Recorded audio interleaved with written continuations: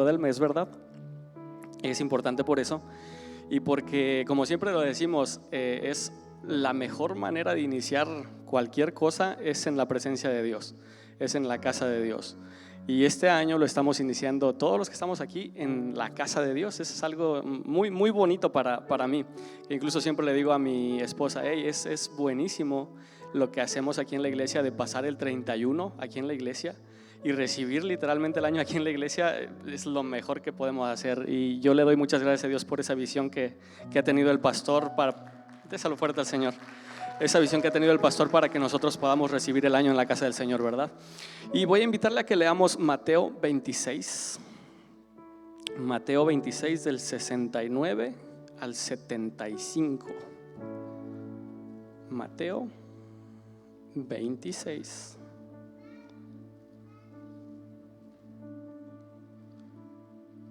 Del 6:9 al 7:5.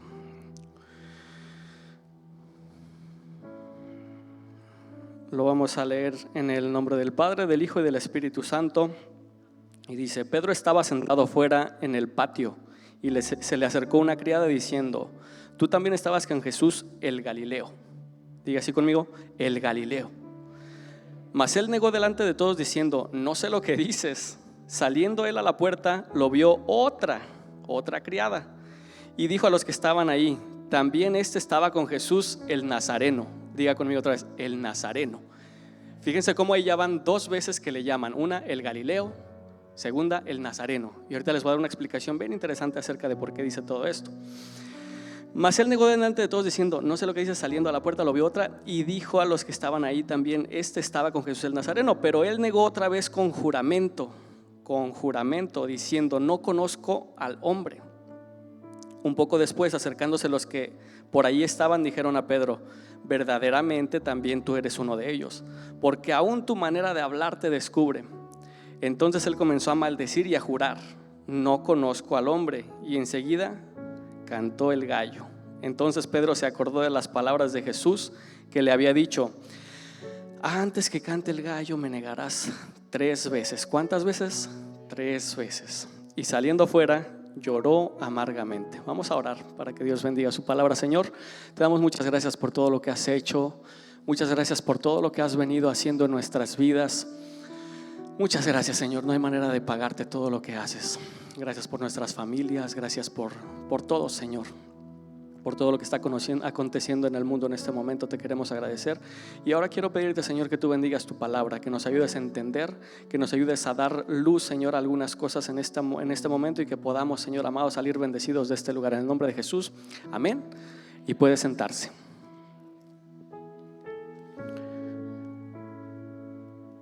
El día de hoy voy a hablarles de un tema que se llama del fracaso a la restauración. Cuando Dios te da un nuevo comienzo, ¿okay? Y lo que acabamos de leer ahorita es algo, las palabras que les estaba diciendo que repitiéramos, es algo que tiene una connotación histórica sumamente interesante. Y es la siguiente: ustedes saben cómo en todos nuestros países, y en verdad no solo en nuestros países, sino en cualquier país del mundo, siempre hay diferentes acentos, ¿verdad? Entonces, en Jerusalén, que era en donde se concentraba el poder económico del antiguo país, y también estaba el poder educativo, vamos a llamarle así, era en donde estaban las escuelas, toda la gente que se podía educar, estaban ahí en Jerusalén.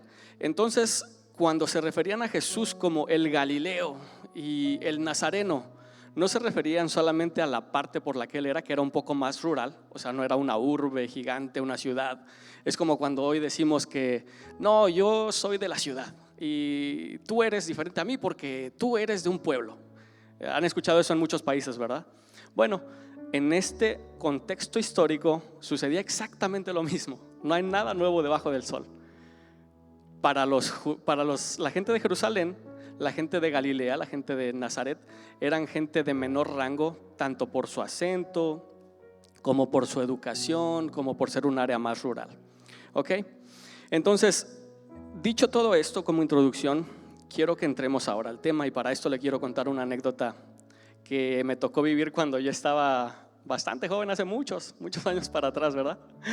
Y es que una vez en México le llamamos secundaria a la middle school, ¿ok? Y una vez hubo un problema pero grande entre muchachos de un salón y muchachos de otro salón. Entonces ya quedaron que no, que al terminar la escuela se iban a ir a pelear atrás de la escuela, ¿ok? Eso era bien común en mi bonito México. Entonces, en esa ocasión yo me acuerdo mucho que pues fuimos muchos chismosos que no teníamos nada que ver. Entonces se juntó así, pero una muchedumbre tremenda. Y gracias. Y esa muchedumbre se convirtió en ahora nada más 2 muchachos que estaban peleando, ¿verdad? Y total, termina la pelea y de pronto el que ganó voltea así para donde estaban todos y mira a otro. Y cuando miró al otro, este otro le cambió la cara porque seguramente pensó, ahora me toca a mí, seguramente ahora va a ir en contra de mí este muchacho más alto, más fuerte, más todo que yo. Entonces yo vi cómo le cambió la cara porque era amigo mío y casi que se va corriendo, pero se aguantó un poquito más y en esa aguantada ya se dio cuenta que no lo estaban mirando a él, sino que estaba, no sé, el muchacho estaba quizás en su adrenalina, no sé. Entonces el punto es que ya no se fue en contra de él. Pero lo importante de todo esto es que a Pedro le pasó algo muy similar. En ese tiempo el gobierno tanto judío como el gobierno romano no eran nada fáciles de tratar con ellos. Y cuando tú te metías en problemas con ellos o cuando tú tenías alguna pena que tenías que pagar, era muy fuerte todo lo que te hacían, incluso llegando a lo que vivió nuestro Señor Jesucristo, que era la crucifixión. Que eso es algo, si ustedes han visto esa película de la Pasión de Cristo, eso es algo muy doloroso y eso es lo más cerca que nosotros podemos ver hasta el sol de hoy, pero no lo es tal como le pasó a nuestro Señor Jesucristo. Entonces era tan fuerte como los gobiernos se manejaban, que Pedro tenía cierto miedo cuando fue que pasó todo esto de lo que les estoy hablando. Entonces, justamente una noche antes fue cuando Jesús le decía a Pedro: hey Pedro, ¿tú me amas? Y él decía: sí, claro que te amo. Y después le dijo: es más, si es necesario, yo moriría por ti. Una noche antes de lo que acabamos de leer. Imagínese usted el trago tan amargo que fue para Pedro, que después viene nuestro Señor Jesucristo y le dice: de cierto te digo que antes que cante el gallo, ya me habrás negado 3 veces. No una, no 2, 3 veces. Y otro contexto histórico importante de aquel tiempo era que en esa cultura, cuando tú negabas 3 veces algo, era como que estabas cortando de raíz todo nexo con lo que sea que te estuvieran preguntando. Así, o sea, no era que estabas simplemente, no es cierto. No, si lo negabas 3 veces, lo estabas cortando de raíz toda la lealtad. Entonces le dijo Pedro: no, si es necesario, yo voy hasta la tumba, voy hasta la muerte contigo. Y resulta que después niega a nuestro Señor Jesús 3 veces. Y yo le pregunto: ¿usted qué hubiera hecho en la situación de Pedro? Porque es bien fácil nosotros ahorita que no estamos dentro de la situación decir: no, claro que yo no lo hubiera negado. Pero aquí viene un problema más grande todavía. Y no me voy a meter a profundidad en esto para que no se asuste, pero vamos a decir que se enfrentó en la vida de Pedro ese mandato, vamos a llamarle así, predestinado de nuestro Señor Jesucristo, que le dijo: me vas a negar 3 veces. Ahí ya lo está predisponiendo. Ya había una predestinación a que el futuro iba a ser de esa manera.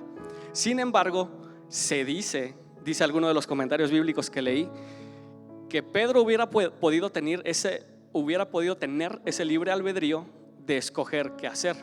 Es decir, Pedro tuvo enfrente de él los 2 caminos. A pesar de que nuestro Señor Jesucristo le había dicho: tú me vas a negar, él tuvo enfrente de él los 2 caminos. ¿Cuál eligió él? El del miedo. ¿Cuál eligió él? El del momento de desesperación. ¿Cuál eligió él? El del momento de estar enfrente de una multitud que le decía: claro que eres tú, claro que eres tú, claro que eres tú. Y entonces yo le digo, quizás nosotros hubiésemos reaccionado diferente a Pedro. Yo le aseguro que no. Yo le aseguro que de ninguna manera. Los fracasos que son nuestra responsabilidad nos pesan más en el alma. Póngase a pensar usted en alguna cosa que haya hecho anteriormente y le aseguro que cuando se lo hicieron a usted o que le hicieron algo, sí se acuerda, pero no le pesa tanto como algo que usted hizo y que fue responsabilidad de usted, o que por culpa de usted le pasó algo a otra persona, cuando por culpa de usted terminó una relación de hermanos, una relación de lo que sea. Pedro no era una persona cualquiera, era un discípulo de Jesús. Caminó con Jesús, lo conoció desde, sabrá Dios cuándo lo conoció, pero dice, no era, es más, ni siquiera era un apóstol, era un líder, era un amigo cercano a Jesús. E incluso así lo que sucedió no fue por ignorancia, fue literalmente por un miedo. Y nosotros muchas veces nos enfrentamos a ese tipo de miedos. Es más, ni siquiera muchas veces, yo creo que todo el tiempo nos estamos enfrentando a esos miedos. Yo le pregunto a ¿usted qué hace en esos momentos de miedo? Dice, no, ya fracasé, hasta ahí quedé. ¿O qué dice usted?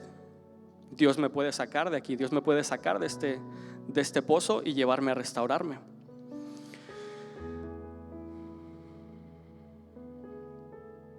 Entonces, es interesante tanto esto que les acabo de contar de cómo la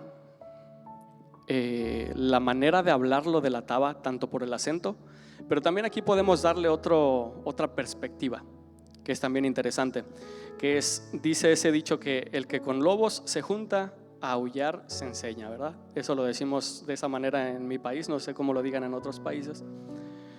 Pero es interesante notar que nosotros vamos a hablar de acuerdo a, según dicen también en la ciencia, las 5 personas con las que más te juntas, las 5 personas de las que más te rodeas, tú empiezas a hablar como ellos, te empiezas a expresar como ellos, empiezas a tener las mismas metas que ellos, empiezas incluso de vez en cuando hasta fijarte los mismos logros que ya han tenido ellos. Es por eso importante que nosotros nos rodeemos de gente que todo el tiempo esté queriendo tener una relación con Dios. Es importante que nosotros nos relacionemos con gente espiritual. Yo no sé si usted se hablará por teléfono durante la semana con alguna persona, pero yo le digo que es muy, muy sano que haga eso de vez en cuando. Hace poquito yo estaba teniendo una conversación con el pastor. Para los que no sepan, el pastor Arel, el pastor principal, es mi hermano. Y yo estaba pasando por un momento, a mí me pasan muchos momentos raros en mi vida en los que me pongo a cuestionar ciertas cosas de la vida, ¿verdad? Sea por lo que sea porque hayas pasado por alguna prueba, sea porque hayas pasado por tu infancia y que haya sido difícil, sea por lo que sea. Entonces, a todos nos pasa que en ciertos momentos cuestionamos cosas, ¿verdad? Yo quiero pensar, o si no me voy a sentir muy mal de que sea yo el único que está todo el tiempo cuestionando cosas, pero espero que usted también de pronto se cuestione cosas. Entonces le decía yo al pastor, hey, pero ¿por qué tal cosa? ¿Por qué tal cosa? ¿Tú qué opinas? Dame tu opinión. El punto es que en esa conversación no llegamos a nada en concreto, pero le quiero decir algo, me sirvió desahogarme, me sirvió sacar todas esas ideas que yo traía metidas en el corazón y metidas en el alma, me sirvió sacarlas. E incluso le dije al pastor, yo no sé si esto que estoy sintiendo me va a durar una semana, me va a durar 3 días, me va a durar un año, no lo sé, pero me gusta estarlo sacando. Y bueno, ya después volvimos a hablar como al cabo de una semana y ya había desaparecido todas esas cosas. Pero imagínese si en este caso que le estoy platicando me hubiera quedado yo con esas cosas del pasado que me estaban martillando el alma en ese momento. Y se lo puedo compartir un poco más. Me martillaba mucho por qué a mis 5 años, 6 años, por qué me quedé sin padre. ¿Ah? Ustedes ya lo han escuchado del pastor muchas veces. Él tenía alrededor de 8 o 9 años, yo tenía alrededor de mis 5 o 6 años cuando sucedió lo que sucedió con mi padre. Y la única diferencia, o él no me ha contado, o quizás la pasó solo, no lo sé, pero yo pasé por una etapa como a mis 16 o 17 años que necesitaba, así se lo digo, necesitaba el abrazo de un padre, no era que quería. Y tengo una sola memoria con mi papá, una sola. Y es cuando él siempre antes de irse para irse a trabajar, él me agarraba, me abrazaba, me daba un beso y me dejaba una moneda o varias monedas. Pero me acuerdo que en aquel momento era una moneda grande que decía 1,000 pesos. Y ya después se cambiaron. En ese tiempo precisamente sucedió ahí un proceso político económico en México, en el cual se llamó el Fobaproa, y ya es político, ¿verdad? Pero se cambió el peso y se hizo una moneda más pequeña que ahora en vez de ser 1,000 pesos era 1 peso. Entonces la memoria que tengo con mi papá es que me dejó una moneda de 1,000 pesos, de las grandotas, y 2 monedas de las pequeñitas. Entonces cuando desperté le dije a mi mamá, pero ¿por qué me dejó estas? Estas no valen lo mismo, pero eran lo mismo, o sea, valían lo mismo, simplemente eran diferente denominación. Y ese es el único recuerdo que tengo de mi padre. No recuerdo más, no recuerdo ya ni su cara, no recuerdo cómo caminaba, no recuerdo cómo se veía. Solamente tengo ese recuerdo de darme un beso y dejarme dinero para que me comprara unas chips o lo que fuera. Entonces cuando llegué a ese momento, yo me sentía que dentro de toda la sociedad o dentro de todo lo que estaba a mi alrededor, yo era un fracaso porque no tuve un padre que me guiara hacia las decisiones que tenía que tomar. No tuve un padre que me guiara hacia cómo ser un hombre de verdad, como nos dicen en México. Nunca tuve un padre que me dijera, hey, dale para este lado, dale para este otro, o por aquí sí o por aquí no. Y mi mamá se esforzó lo más que pudo, pero no es lo mismo que un padre. Un padre te da, y yo lo veo ahorita con mis hijos. Mi esposa les da todo el amor, todo el cariño, los trata súper bien, juega con ellos, pero después llego yo y yo los hago que brinquen desde aquí hasta por allá, y desde allá hasta por allá, y que corran y que brinquen. Es diferente cómo le da la educación un padre a un hijo. Entonces yo me sentía un fracasado y yo decía, pero quizás nunca voy a llegar a ser un hombre de verdad que va a tener logros, porque simple y sencillamente no tengo ese ejemplo a seguir. Sin embargo, viene Dios y te dice, ey, para nada. O sea, todo eso que estás haciéndote de ideas en tu imaginación, en tu cabeza, no es como tú lo estás viendo. Hay un más allá, y todo ese más allá que yo lo tengo perfectamente diseñado en tu vida para que tarde o temprano te conviertas en lo que yo quiero que te conviertas, porque ni siquiera es lo que tú quieres en convertirte, sino lo que Él quiere convertirte, a dónde Él te quiere llevar. Y Dios nos da nuevos comienzos todo el tiempo. Dios nos da nuevos comienzos día a día. Es más, cada día que amanece es un nuevo comienzo para ti. Ese mismo día que amaneciste, puedes iniciar una nueva vida de muchas maneras. ¿Te peleaste con tu hermano? Llámalo. Suena fácil, ¿verdad? Suena muy sencillo, pero no lo es. ¿Te peleaste con tu madre? ¿Te peleaste con tu padre? ¿Hay alguna relación de amistad quizás que dejaste a un lado? Piénsalo, quizás valga la pena retomarla. Regresando con Pedro, entonces le decían, claro que hablas como ellos porque tu misma manera de hablar te delata. Ahora yo quiero que entendamos algo. Los fracasos de nuestra vida no cancelan los propósitos de Dios. De ninguna manera los cancelan. Es más, en Proverbios 24:16 dice que si 7 veces cae el justo, 7 veces Dios lo levantará. Nosotros somos seres humanos frágiles y siempre vamos a tener necesidad de gracia divina. A veces le dije a mi esposa que no iba a mencionar tanto de filosofía, pero es un tema que me encanta. Le voy a decir algo filosófico que es totalmente aplicable a lo que estamos hablando. Hay algo en filosofía que se le llama el mundo de las ideas y el mundo del ser. En el mundo de la idea, Pedro debió haber dicho, sí soy uno de ellos, claro que sí. Eso es lo ideal. Cuando nosotros idealizamos algo en nuestra cabeza, se le llama así el mundo de las ideas, porque no es real, no existe. Es simplemente lo que tú en tu cabeza quieres creer que tiene que ser como tú quieres que sea. Ese es el mundo de las ideas. Entonces para Pedro lo ideal era, no Señor, yo claro que voy a morir por ti si es necesario. No, Señor, claro que no, yo voy a estar contigo hasta el final. Pero al final de cuentas resulta que ni él se conocía a él mismo tanto como nuestro Señor Jesús lo conocía a él. Y a veces nosotros creemos, no, claro que yo me conozco, si tal cosa pasa yo sé cómo reaccionar. No, cuando te enfrentas a las situaciones, cuando te enfrentas a esos procesos en el que ya está demasiado fuerte, ya no sabemos qué hacer. Y ahí es en donde Dios nos ilumina y nos dice, hey, yo sé para dónde sí, yo sé para dónde te voy a llevar, yo sé por qué te estoy llevando para allá y yo sé en dónde vas a terminar. Y al final de cuentas todas las cosas para los que amamos a Dios nos ayudan para bien, correctamente. Dale fuerte ese aplauso al Señor. A pesar de los errores existe una posibilidad de transformación y de perdón.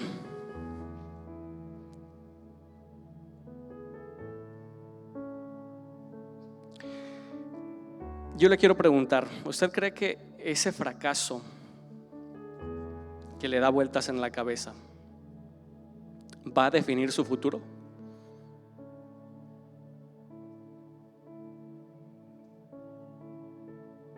Nosotros no estamos llamados a quedarnos atorados en el pasado, ni a quedarnos atorados en esos fracasos, ni a quedarnos atorados en nada literalmente.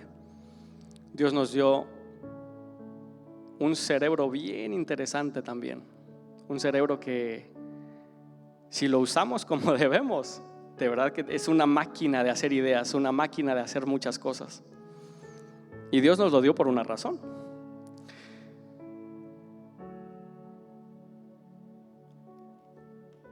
Usted ha escuchado que uno de los lemas que usamos aquí en la iglesia es que somos una iglesia de restauración, aceptación y amor de Dios para ti y tu familia, ¿verdad?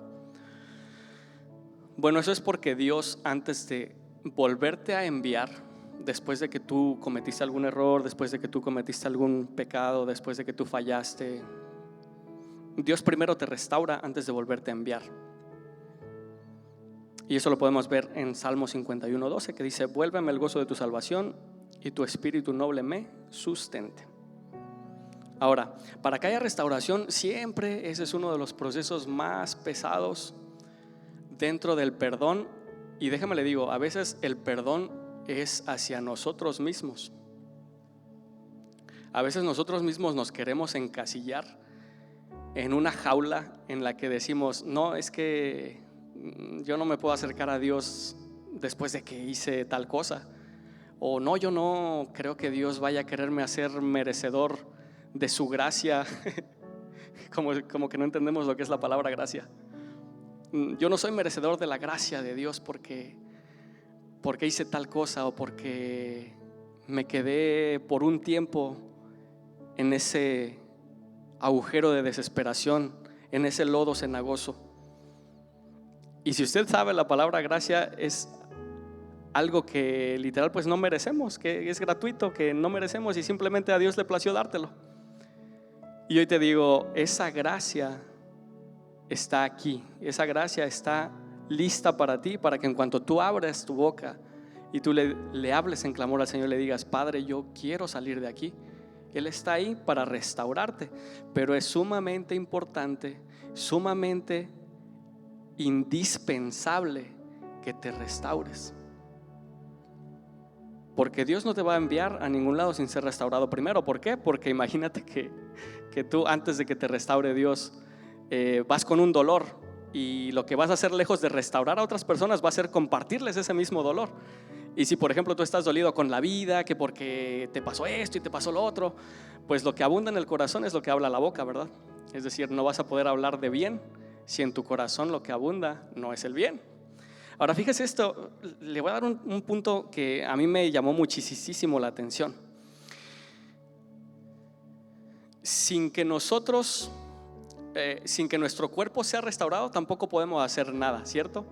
El día que usted cae en el hospital, ¿qué se necesita para que después regrese a su vida laboral y que pueda ser productivo otra vez?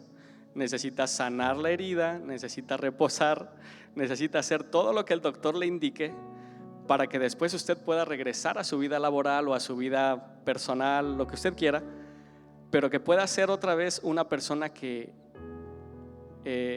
crea cosas, que puede ir a trabajar, de todo. Después de esto, cuando Jesús le preguntaba, Pedro, ¿me amas? Ahí la palabra que se usaba era ágape y fileo. El amor ágape yo creo que todos saben, ¿verdad? Que es el amor de nuestro Padre hacia nosotros, que no tiene ninguna manera de medirse, y el amor fileo es como el más familiar. Cuando Jesús le preguntaba a Pedro, le preguntaba por amor, no le preguntaba para encontrar el pecado, porque esta parte que ya le estoy diciendo ya es después de que lo negó, después de que se reencontró con Jesús. Fue cuando Jesús le preguntó, ¿me amas? Le dice, sí, sí te amo. Apacienta mis ovejas, le decía. Y le volví a preguntar, Pedro, ¿me amas? Claro que te amo. Apacienta mis ovejas otra vez. Y dice que le preguntó 3 veces el maestro, y él lo llegó a tomar como que, ¿será que no me cree? ¿Será que no me cree que sí lo amo? Y es ahí en donde le dice, maestro, tú lo sabes todo mejor que yo. O sea, es la manera ya más sincera de su corazón de decirle, claro que te amo. O sea, tú sabes más que yo cuánto te amo. Y lo más importante de todo esto es que Jesús volvió a confiar en Pedro después de la negación. Y esta es la parte que le decía, y hasta se lo voy a leer. Después de la negación, Jesús volvió a confiar en Pedro, porque perdonar de verdad no es solo perdonar, es volver a confiar. Fíjese qué interesante. Perdonar no es simplemente decir, como a veces decimos, que la herida va a estar ahí, pero cuando la mires te vas a acordar. Va más allá todavía. El perdón que hizo nuestro Señor Jesús va todavía un paso más para allá. Y es, a pesar de que esté viendo esa herida y que me recuerda todo, voy a volver a confiar en ti. Y le dijo, apacienta mis ovejas, que es aquí en donde ya sacaron mucho de contexto nuestros primos, los católicos, ¿verdad? Que no quiero hablar mucho de ellos, pero en general ellos dicen que Pedro fue el primer papa, y ya después de ahí ellos fueron sucediendo más papas y más papas y más papas. Y a mí me tocó, una vez estuve por ahí en Vaticano y vi tanto la plaza de San Pedro como la basílica de San Pedro. Son cosas que, wow, están, o sea, increíbles de ver. Es increíble al ojo, es increíble. Y de pura casualidad que nos tocó ver que precisamente en aquel tiempo estaba este señor que le llamaban Benedicto XVI. Y creo que hasta fue en domingo, porque había gente, pero a más no poder, estaba a reventar. O sea, no les estoy hablando de la basílica, les estoy hablando de la plaza, que es gigantesca, gigantesca. Y en esa plaza de San Pedro había de verdad tantísima gente que uno dice, o sea, ¿de dónde sale tantísima gente? Porque se supone que, o sea, ni Italia yo creo que es tan grande como para tener a toda esa gente en un solo domingo, Y ahí pues ellos malentendieron, hicieron todo lo que hicieron, bla, bla, bla. Pero yo le quiero preguntar el día de hoy, ¿usted estaría dispuesto a reconocer las áreas en donde está fallando? ¿Usted estaría dispuesto a ver, a analizarse a sí mismo y a decir, yo creo que mi error está aquí, yo creo que mi problema está acá? Y después de eso, ¿usted le permitiría a Jesús que sane sus culpas de usted? ¿Le permitiría que sane esas cosas de las que usted se siente tan culpable? Y después de permitírselo, ¿aceptaría que Jesús siguiera confiando en usted? Yo me imagino que para Pedro debía haber sido un poco difícil y también un poco choqueante decir, ok, aparte de que te negué, aparte de que hice todo lo que hice, y aún así vienes y me dices, apacienta mis ovejas, cuida mi rebaño, tienes la confianza en mí de ponerme a trabajar otra vez en tu obra. Pero déjame le digo algo, Dios es así. Dios nunca va a decir, no, ya estás limitado porque ya caíste. Nosotros los seres humanos decimos eso. Nosotros los seres humanos vamos con el que ya se cayó y aparte le hacemos para que te caigas bien. Dios no es así. Tu peor momento no te define. Eso es lo que quiero que entendamos el día de hoy. Nuestro peor momento no nos define. Es por eso que decimos que el fracaso no es eterno. La restauración, el amor de Dios, el poder de Dios, la gracia de Dios, la misericordia de Dios que se renueva cada mañana, esa sí es eterna. Ahora tampoco se va a ir al extremo, ¿verdad? Porque ahí es en donde nos malentienden muchas veces. Una de las doctrinas que se dice por ahí, que el salvo da frutos de salvo, pero algunas otras personas lo refrasean de otra manera, que dicen que el salvo siempre es salvo. A mí no me gusta personalmente que lo fraseen así, porque se escucha como lo que ellos lo toman, como entonces tengo permiso para pecar, voy a hacer esto, se van corriendo. Entonces tengo permiso para golpear a mi vecino que me cae mal, y le pegan. No, eso no es de que el salvo siempre es salvo de esa manera, sino que decimos que el salvo da frutos de salvo. Así es como a mí me gusta ponerlo. Y si el salvo da frutos de salvo, y si nosotros somos hechos a la imagen y semejanza de Dios, a pesar de que nuestra naturaleza siempre se está alineando, o ni siquiera, sí, nuestra naturaleza y nuestra carne siempre se están tratando de alinear con el lado malo, porque así somos, porque el ser humano tiene defectos naturales, vamos a llamarles así. Pero a pesar de eso, nosotros no tenemos por qué quedarnos ahí. Le quiero hacer una invitación el día de hoy. Quiero pedirle que recuerde su llamado. Le doy un ejemplo. Cuando yo inicié en la música, también que ya tiene muchísimos años, o sea, muchos años. Y cuando yo recién iba a empezar en ese ministerio, obviamente empecé porque me llamaba la atención la música, ¿verdad? Pero yo me acuerdo haberle dicho a Dios: Dios, ¿en qué tú quieres que yo te sirva? Y esto le estoy hablando que hice estas preguntas porque yo era muy pequeño, ¿verdad? Tenía como 12 años, 13 años. Entonces yo estaba totalmente convencido de que Dios me iba a decir casi que con voz audible, casi que con voz audible, qué quería Él que hiciera yo. Y total, empezaron a llegar muchas ofertas de las iglesias en las que estaban por ahí alrededor, de que ¿quieres tocar con nosotros? ¿Quieres hacer esto con nosotros? Pero todo lo que recibía era enfocado hacia la música. Después platicaba con mi hermano, que él ya estaba acá, hablábamos por teléfono, y también muchas veces nuestras pláticas se enfocaban a la música. Por lo tanto, yo estoy convencido que uno de mis llamados o uno de mis ministerios es la música, es la adoración, la alabanza, como le quiera llamar usted. Pero yo estoy convencido que ese es uno de mis llamados. Ahora, no es el único llamado, y así usted también no tiene ese único llamado, porque uno de los llamados, si nos queremos poner ya más estrictos, también sería que todos compartiéramos el evangelio, ¿verdad? Ese también es un llamado, que todos vayamos y demos las buenas nuevas a la gente que conocemos, porque lo que menos queremos es que la gente que conocemos o nuestros seres queridos, mucho menos, vayan a tener un fin mal por no conocer acerca de la palabra de Dios. Pero de lo que le estoy hablando es de ese llamado en el que usted puede servir aquí en la iglesia, ¿ok? De ese es del que le estoy hablando, es decir, que puede ser un maestro, un ujier, no sé, lo que sea que tú creas que es tu llamado. Jesús viene a decirte: yo no voy a recordarte tu pasado, no voy a recordarte tu fracaso, quiero recordarte tu llamado, quiero recordarte para lo que yo te traje hacia mí. O Dios no te pregunta: ¿qué hiciste? Como le dice Josecito, el guitarrista, le dice a mi niño: bad boy. Jesús no viene así a decirte: ¿qué hiciste, bad boy? No, Jesús viene a decirte: ¿me amas? Si me amas, vuelve a empezar.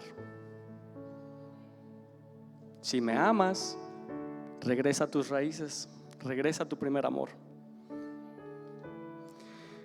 Si Dios restauró a Pedro, ¿usted cree que no lo puede hacer con usted? Claro que lo puede hacer con usted, lo puede hacer conmigo, lo puede hacer con quien Él quiera. Dios levanta del fracaso y hace todas las cosas nuevas.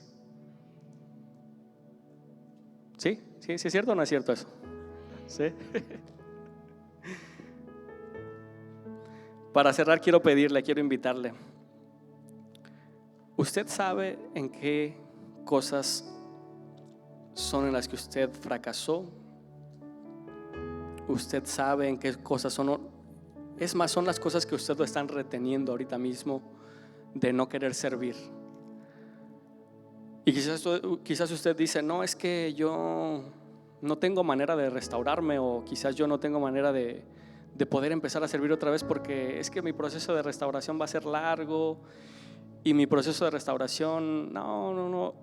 Y yo te digo, mejor empiézalo lo más pronto posible, empiézalo hoy mismo de ser necesario. Dios te quiere, Dios te llamó, Dios te tiene aquí por una razón. Le voy a invitar a que se ponga de pie, que apaguen las luces. Muchachos de la alabanza, pueden pasar para acá, por favor. El fracaso no define tu identidad. La gracia de Dios sí define tu identidad.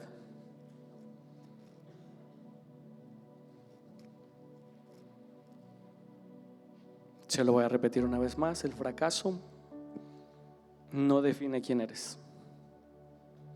La gracia de Dios sí lo define.